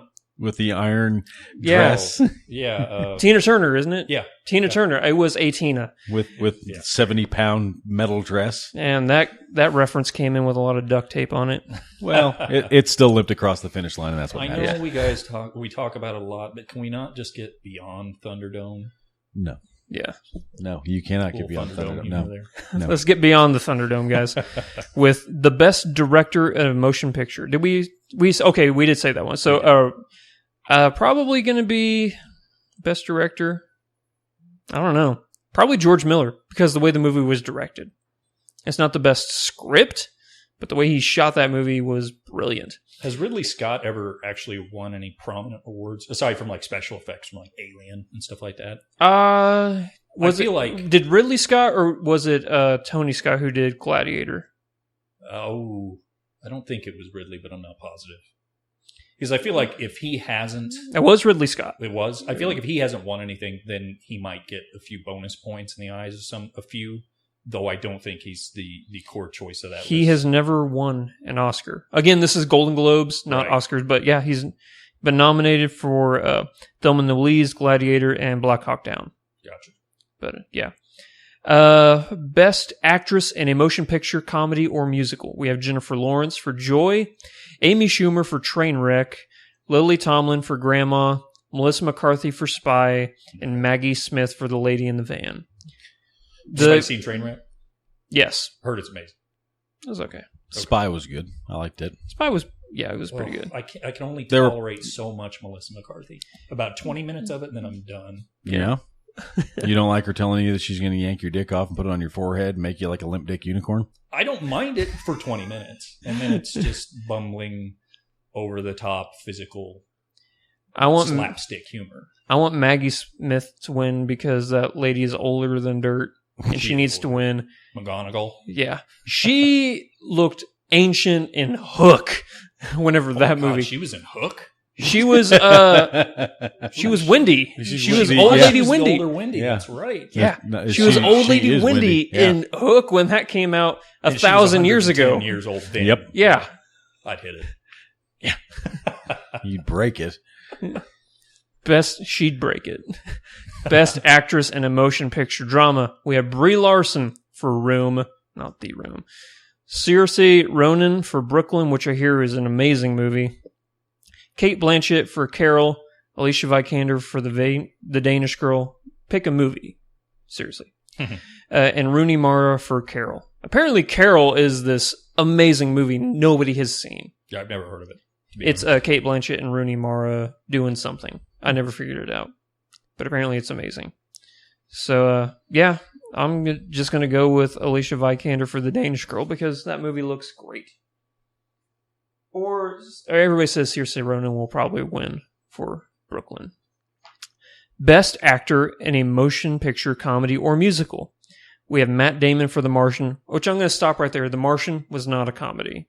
No. It was a drama with Wait, funny is this moments. The comedy Yeah, section? this is comedy section. Wow. So that's why I'm stopping right there. That's like Orange is the New Black, but not on that line because it's clearly It's in the clearly a section. drama, yeah. We also have Steve Carell for The Big Short, Al Pacino for Danny Collins, Mark Ruffalo for Infinitely Polar Bear, and Christian Bale for The Big Short. Don't like Pacino. Since Matt Damon is in this category, I'm going to pick him because The Martian was great, and he did a really good job. Any thoughts? I'll argue the point solely because it's not a comedy. Okay, yeah. But aside with that misnomer aside, We can't I change buy that, it. so best actor in a motion picture drama. We have DiCaprio for The Revenant, Eddie Redmayne for The Danish Girl, Michael Fassbender for Steve Jobs, Will Smith for Concussion, and Bryan Cranston for Trumbo. DiCaprio hasn't won a Oscar. Okay, so he could win this one then because Yeah. he's not going to win the Oscar. They just won't do it. Yeah. I think at this point it's a spite. It's a game. It is. it's a well, game. and it's all It's political holding it anyway. above your head and saying you can't reach it. Exactly. Okay. I mean, it's not really who gave the best performance. It's who schmoozed the best, in Yeah. essence. Eddie Redmayne's going to win. I'll say it right now for the Danish Girl, the first transgender person. Oh, true. That'd be So- interesting. Yeah, it looks really good. So 2 left: best motion picture, comedy, or musical. We have Joy, fucking The Martian, in comedy or musical. Trainwreck, The Big Short, or Spy. You know what? Fuck it. I'm picking The Big Short just to spite The Martian now. Big Short's got a good cast in it. Yeah, it does. I mean, it looks... It piqued my interest. We'll And say I'll that. say, true stories always trump everything else. True stories always do. So, Because those are the times you find yourself going, I can't make this shit up. yeah, exactly. Here's the final one: best motion picture, drama. We have Spotlight, Carol, The Revenant, Mad Max, and Room. Of those, I could see either The Revenant or Spotlight winning. I'm just curious with the hype that's being built up for The Revenant, if it can live up to it. It's an amazing book. It's a really fucking good book. It actually went out of print a long time ago, and you couldn't buy a copy for less than $500. Oh, yeah? Now you can buy a paperback for $12. And I guess my thing, too, is a lot of people are like, oh, DiCaprio slept in corpses and so forth. Yeah. And that's great and all, but I don't know. I feel like that's overblown as a benefit. I think that's a guy being kooky. Nicolas Cage does that kind of shit all the time, too. Yeah. With like when he broke out his teeth to play a role. It's just, there's a point when it becomes stupid. Yeah, Shia LaBeouf did that too for Fury, the tank movie. Uh-huh. He pulled a tooth out so he could And that's get just more in dumb. character, and he never showered. He slept in the tank. But that's just him, Yeah. like sleeping in a tank. He didn't have a house, so he Being- was just Being a drunk. weirdo. Him Yeah. yelling at media for whatever reason. Yeah. That's You- it you for wanna- Golden Globe You want nominations. to know what kind of weirdo Shia LaBeouf is? You listen to actual cannibal Shia LaBeouf. Oh my One of the gosh, best yeah. things to ever hit the internet. Yup. All right, guys. I make all my new trainees listen to those every time I get them in the car with me. Oh, it's a good idea. Yeah. So here is something interesting. Nominations. We have Carol that has 5 nominations. The Big Short, The Revenant, and Steve Jobs have 4 nominations. Danish Girl, Hateful Eight, The Martian, Room, and Spotlight have 3. Nominations by TV networks. Which network do you think has the most nominations? Ooh, that's a interesting statement. I'll give you.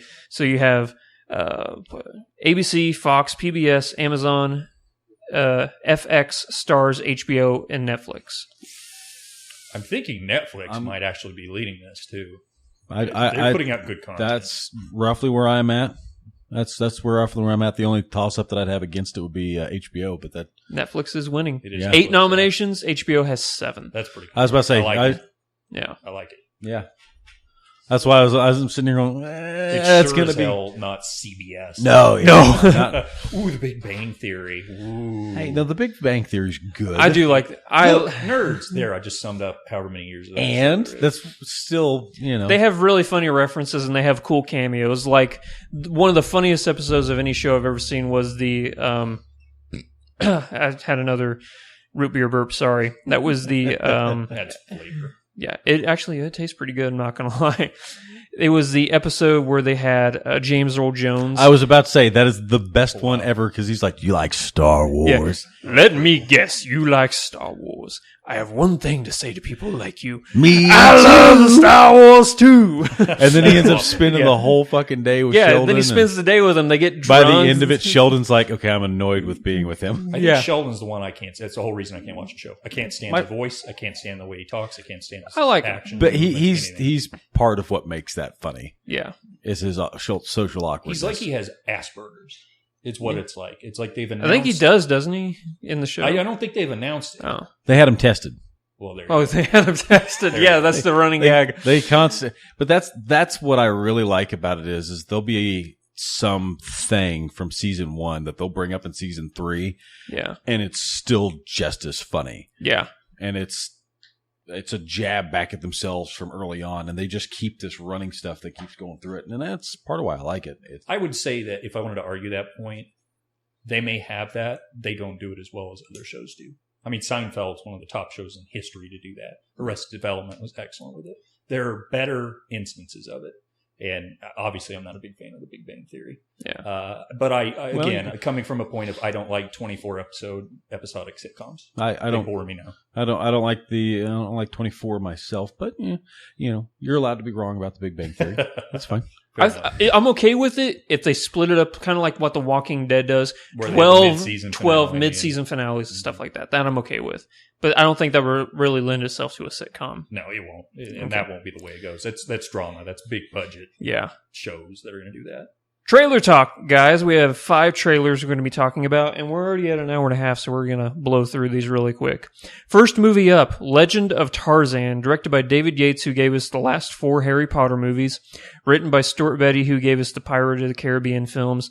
This movie stars Alexander Skarsgård, Margot Robbie, Sam Jackson, Christoph Waltz, and Djimon Hounsou.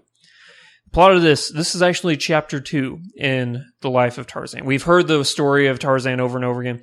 He's actually been acclimated to life in London, but he has to go back to the island now to save it. So that's why you see him like, everybody's like, why is he wearing pants and stuff like that? It's because he's gone back. They talk. Yeah, why is he wearing pants? Man. Yeah. Tarzan ain't got no pants. That's literally, you go on the message boards of people, that's all it was. He wearing pants. And then I also hear the stupid fucking shit of, oh, it's Hollywood whitewashing everything again. I'm like, Tarzan was white. Read Edgar Rice Burroughs' book. Mm-hmm. So same argument could be made about the Gunslinger, sir. Yeah. But okay, people can't get mad whenever they do cast him the way that he was in the book. I can understand people getting mad whenever it doesn't. The opposite. Yeah, but right. whenever it's, oh, we're casting what he was really supposed to be, that doesn't make sense to me. But do you see what I'm saying? I do. Whenever you're casting somebody differently than what they're portrayed as, then you can make an argument. But whenever they are cast as, you can't make an argument.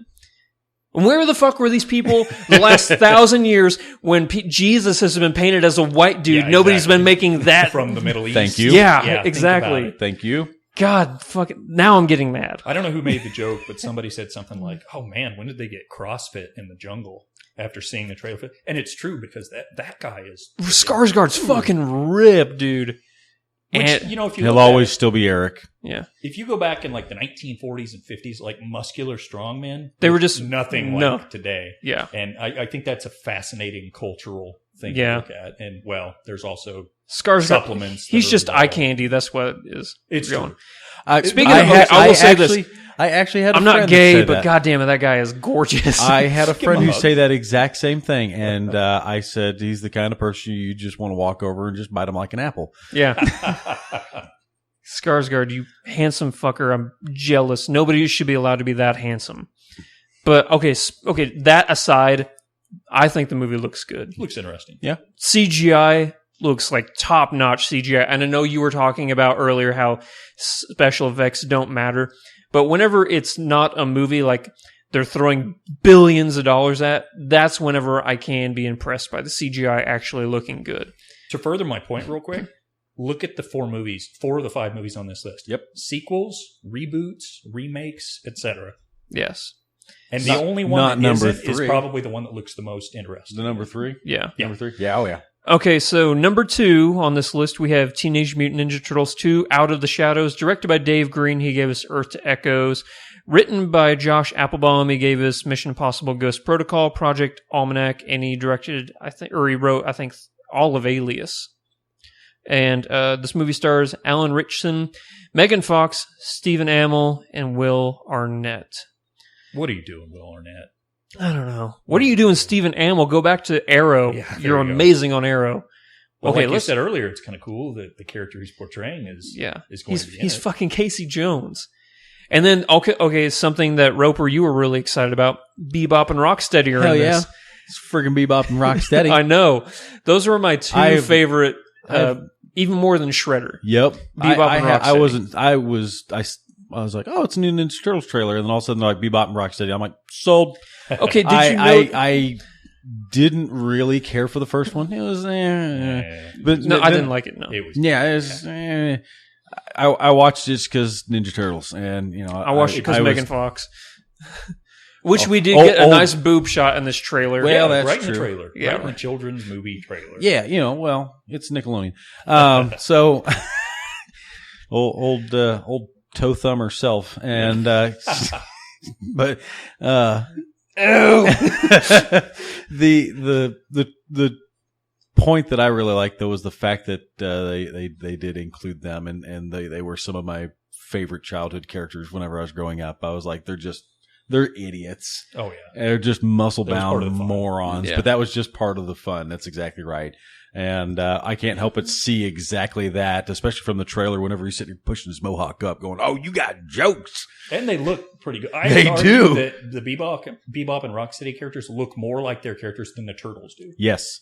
Yeah. And Rocksteady's being played by a professional wrestler. Named He's the Sheamus. Irish guy, And Sheamus. It's just this Sheamus. big, white, ugly with the.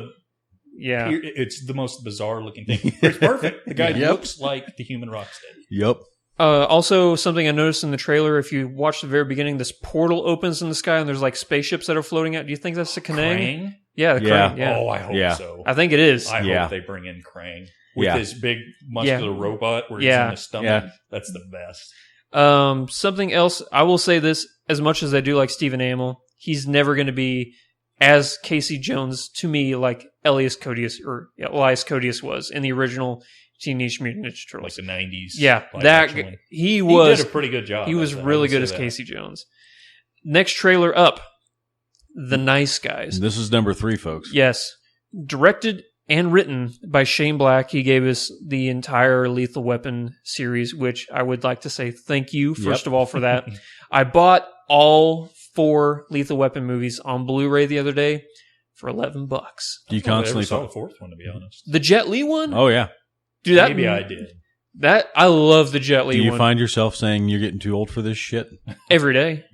Do you find yourself talking to Danny Glover frequently as well? Every day. Okay. As everybody should. The guy is great. But this movie it stars Ryan Gosling, Russell Crowe, Matt Bomer, and Kim Basinger. The plot of this is a PI uncovers a conspiracy of a faked suicide in 1970s Los Angeles. Now, we watched the Red Band trailer for this, which if you don't know what a Red Band trailer is, it means they can show anything they want. Violence, nudity, language, boob, yeah. Boobs. There were 2 boobs in this Text one. boobs. 2 sets of boobs. Yep. So 4 boobs. Quad boob. This movie, 2 different people, not quad boobs. I am Right. really, really excited about It this looks movie. pretty cool. But not because of the boobs. Not because of the boobs, because No, it looks mostly because funny. It looks like Russell Crowe ate John Goodman. Yes. But you know what? Yeah. I'm okay with fat Russell Crowe because Yeah. I think He it looks really like he's gonna lends win himself itself. to the role. Exactly. Yeah. It's because he just can't stop hitting people. Yeah. Bellhops, notably. Just whoever. Ryan Gosling. I do like the line in the trailer where Ryan Gosling's like, and he'll stop doing that. And he's like, doing what? And he grabs him by the tie and just yanks his face down on the bar top. And admit it, we would He's all like hit that. Ryan Gosling if we had the chance. No. Oh, yeah. I really No, do I like. would. No. Mm-mm. I'd still hit him. He is an amazing actor, and I love a lot of his He's movies. so smug. I Yes. hate smugness. I don't Yes. give a shit about that. Like, okay, there's a difference between. If that was the case, I would hate Tom Cruise. I do hate Tom hate Tom Cruise. Cruise. I don't hate Tom Cruise. Little I bitty loved- Scientologists. And just Can the anybody bizarre- name a bad Tom Cruise movie? Challenge. You know what? I will say, Legend. It was one of his best roles that gets looked over. I like Legend. Le- I like I Legend. don't think I ever saw Legend. I'm sorry. You're Don't. missing out, my friend. Don't. It's just don't. Just Tom Cruise is actually, he has a movie that's in my top 10 movies of all time. Do tell. Collateral. Okay. I like Collateral a lot. But he also has movies Challenge like Last ex- Samurai. challenge And accepted, But one of sir. his best roles that gets overlooked was in Tropic Thunder. When Yeah. he played that, the Les Grossman, I think it was. You know what? Phenomenal. fat It version. took me Yeah. for, I thought you were going to say something like Magnolia or I something. was, but then, you know. But yeah, Tropic Thunder. Yeah. I'm not going to lie, he was really great in that. But back to Nice Guys. This just, I'm excited to see Ryan Gosling. He's going to get the shit kicked out of him in this movie. Has his spine broken, it looked like at the very Yeah. beginning. But it looks like Spiral. It was his spiral Oh, I'm frac- sorry. I'm Spiral sorry. I thought he fracture. said Because I thought the same thing. I was like, he's breaking his back. I will say this. I've seen that trailer 4 or 5 times now. The time I watched it right before this was the first time I actually heard him say spiral fracture. yeah. I thought he had to said think spinal. Well, especially whenever he's got him on the ground and he's got his arm. No. The rest of the movie is just like 8 months of recovery. Yeah. That's all it is. Yeah, that's fine. In a bed. So the next movie up, we're going to be talking about Crouching Tiger, Hidden Dragon, Sword of Destiny. This is a Netflix original film directed by Whooping Yoon. He gave us like Tai Chi Master and True Legend and Iron Monkey and a bunch of great martial arts films. This movie's written by John Fusco. He gave us Marco Polo, which is the Netflix original series, Forbidden Kingdom, and Hidalgo. Yes, Hidalgo, the movie. Starring Michelle Yeoh, Donnie Yen, and Jason Scott Lee. The plot of this is it's a sequel to Ang Lee's masterpiece. I am pretty pissed about this movie, actually. They speak fucking English, and the original, for me personally, I'll say this. The original Crouching Tiger, Hidden Dragon wasn't a martial arts movie. It was an art film. And it was groundbreaking. It was, groundbreaking. Absolutely. This movie is full of CGI, whereas Crouching Tiger was all wire work. It looks like the epitome of a sequel. Yeah. That's in essence what it is. I can't help but watch it and not think of this TV show that I keep seeing stuff for called Into the Badlands. Yeah. That's exactly what this looks like. I can't not see it and not think of that. Yeah. There are too many dangling participles in the title. The comma, the colon, it's just too much. Final trailer we're going to be talking about, X-Men Apocalypse. Directed and written by Bryan Singer. He gave us the entire X-Men franchise and the usual suspects. Minus number 3, right? Oh, that's right. Because that was the shitty one. That was They a really brought in shitty the one. other director who ruined everything. Yeah. This movie stars James McAvoy, Michael Fassbender, Oscar Isaac, Jennifer Lawrence, Olivia Munn, but no Hugh Jackman. Wolverine's not in this movie. It's probably a good thing. Well, A little bit of overexposure. Yeah, a Yeah. bit. So this movie- I'm convinced that Mr. Singer there is in love with Jennifer Lawrence. So, yeah. Oh, well, and Me that's too. what's going to be one of my points of she's become such a star that her character's become a main focus when it shouldn't. Yeah, Mystique is She's really not not even- that she's a great interesting. she's not even in her complementary like blue skin anymore. Well, it's because of Jennifer Lawrence. Yeah. Because of the star she is. Yeah. And I think that's part of the problem with it. This is, of all the sequels and everything, X-Men is probably the one that I want to be the most interested in. Yeah. But in fact, I loved First Class. I never got around to watching Days of Future Past. Probably the best That's- X-Men movie. That like, right there, And it just looks period. awesome. and I wanna that watch it. is Spoiler Cast's first movie that we ever Was it? discussed was Days of Future Past, and I hate it. Really? It's a damn train wreck. I could stand on my soapbox and shout for hours about that. Well, and I stupid think movie. that's the perfect example of what I was saying in that they're trying to make more movies. It feels like there's 1,000 characters. That are in that movie. I said months ago, whenever we did our first episode for Spoiler Cast, because like I said, we're on episode 22 now, but that it was nothing more than the equivalent of Etch-a-Sketch to just shake free all the crap that they did the first go around at that's it. true. That's all it is. That's all Days of Future Past was. And there were certain portions of it that were just total garbage. The fact that past version of Xavier was able to talk to future version of Xavier, and he's Love that part. like, look into my mind. It's garbage. He's Loved got it. 60 years now to future plan for every catastrophic event that's going to occur, And he's also one of the smartest. somehow still can't come up with a plan to stop Sentinels. Are you kidding me?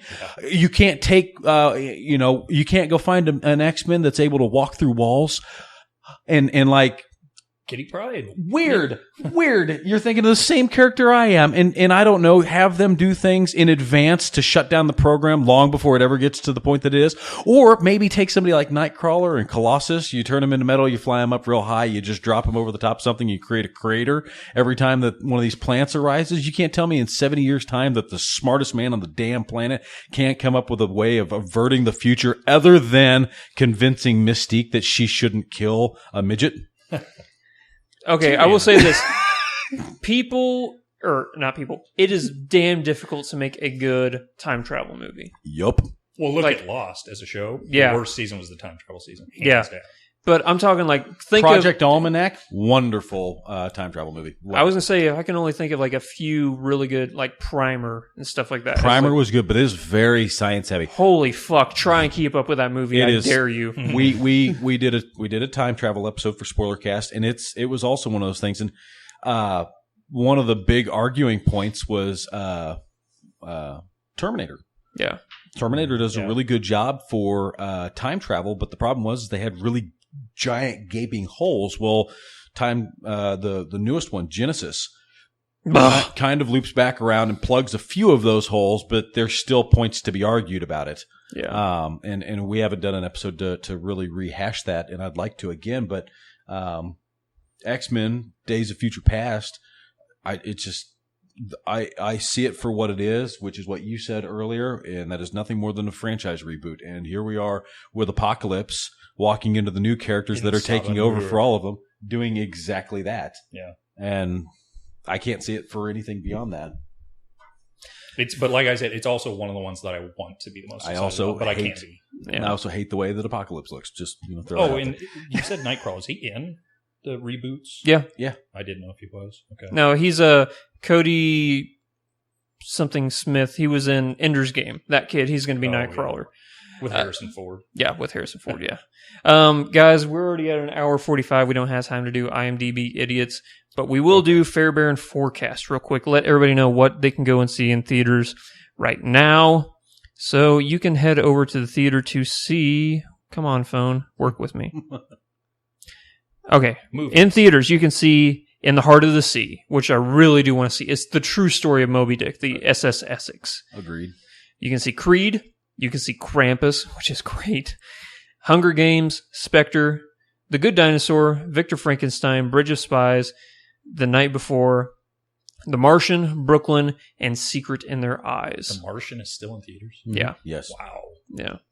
So, Sandra Bullock looks fucking terrible. And before we wrap, I like this new segment. In the Heart of the Sea is going to be the last #1 movie before Star Wars arrives. That's great. So, in closing, I want to thank you guys real quick for being on the podcast. This was a great episode. A lot of great discussions. Before we finally wrap it up, why don't you go ahead one last time, plug away everything, let everybody know where they can find you at. Couple of different things for me, if you're all right with me starting. Spoilercast, get over to alltowermedia.com. You can check out our stuff. All of our shows are there. All of our episodes should be there. You can go online to YouTube. Check us out on that as well. Facebook. You should also get over and check out spellbook.com. Spellbook Studios is where we do our recording. They've got a lot of good products out, like the Infinite Black, Critter Catch, as well as a couple other games. And they've got a bunch of stuff coming down the pipes on them. And then darkwaterfiction.com. Author D.A. Roberts in his Ragnarok Rising series has put out some excellent work. He's got 5 books out with that, and he's got one out in conjunction with Spellbook Studios called it's for the Infinite Black. It's Perdition's Flames, The Lost Legion.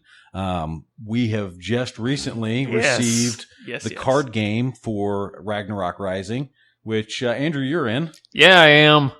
So we've got. God, it's so fucking cool. He showed me the cards today, and they look brilliant. I cannot wait to play this card game. So I'm actually finalizing the last little bit of evaluations for them. We've gone through and done some testing, things of that nature, and it should be ready for me to demo at VisionCon coming up in February. Nice. That's going to be amazing. So we should be ready to have them have the sell button available at that point in time. Nice. For alltower.com. Definitely go and check out everything. Mr. Shipley.